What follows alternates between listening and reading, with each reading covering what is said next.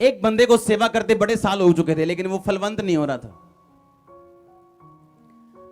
उसने प्रेयर की, फास्टिंग की, प्रेयर की, पर वो फलवंत नहीं था। प्रभु से पूछता रहा, प्रभु क्या मेरी गलती है, मैं क्या करूं। उसके दादाजी एक अफसर थे और उसके दादाजी के घर में एक पिक्चर लगी थी, बड़ी महंगी पेंटिंग लगी थी, जहां पे कुछ ऐसी पिक्चर्स थी जो शैतानी थी। और उसके दादा मरते मरते उसकी मां को, और उसकी मां मरती मरती उसको दे गई थी। वो उनकी फैमिली विरासत थी। और परमेश्वर ने एक दिन जब वो प्रार्थना कर रहा था, बोला कि जब तक ये पिक्चर तेरे घर में रहेगी तो कभी फलवंत नहीं हो सकता। उसका एक केस लगा हुआ था कोर्ट में, उसको प्रॉपर्टी कुछ अपने हिस्से की मिलनी थी और बड़ी चीजें उसको मिलनी थी, उसकी अपनी थी, जो उसकी फैमिली से उसको मिलनी थी। और उसके वकील से गलती हो गई और वो डिले हो गई 4 साल, 5 साल, 7 साल।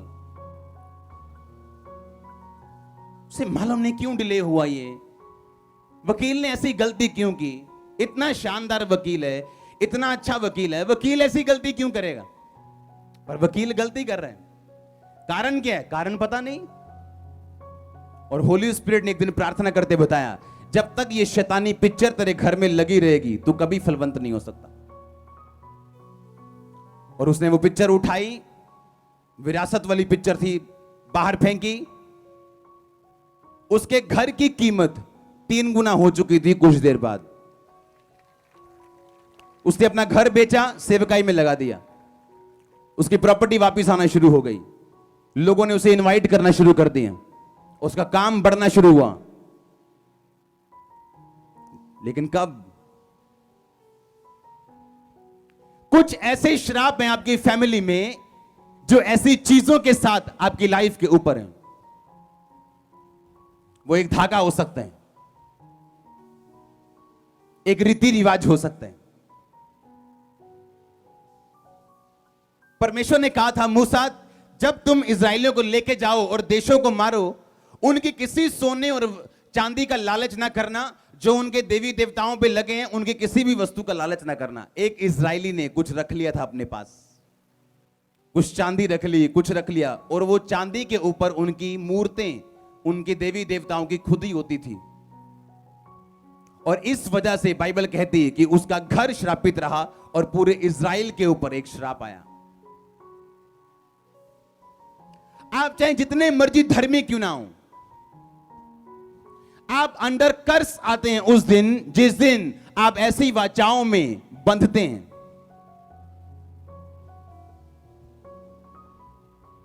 अगर आप नेहेमिया को ध्यान से पढ़ें तो उसने जब प्रार्थना की थी, उसने कहा था, परमेश्वर हमारे बाप दादाओं के पाप को माफ कर। आज आप इस चर्च में बैठे हैं, आपको पता है परमेश्वर ने क्या कहा, अगर तुम विश्वासघात करो तो मैं तुम्हारी पीढ़ियों तक तुमसे बदला लेता रहूंगा। आप जानते हैं कुछ बीमारियां ऐसी हैं जो आपके बाप दादाओं के पाप की वजह से आपकी लाइफ के ऊपर है, और जब तक आप उनको तोड़ते नहीं और माफी नहीं मांगते और प्रभु यीशु मसीह के लहू से उसको तोड़ते नहीं, उस श्रापों से अपने आप को आजाद नहीं करते, उनकी माफी नहीं मांगते कि परमेश्वर हमें अपने बाप दादाओं के पापों से, उनकी मूर्ति पूजा से, कुछ भी उन्होंने किया हमें माफ कर, तब तक आप फ्री नहीं हो। मैं आपको कुछ सीरियस बातें आज बता रहा हूं। हालेलुया।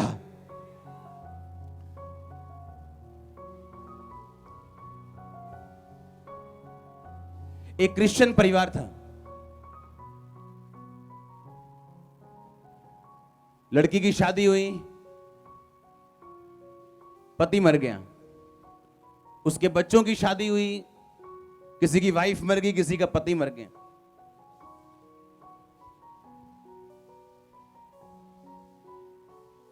और जब एक सेवक ने उनको देखा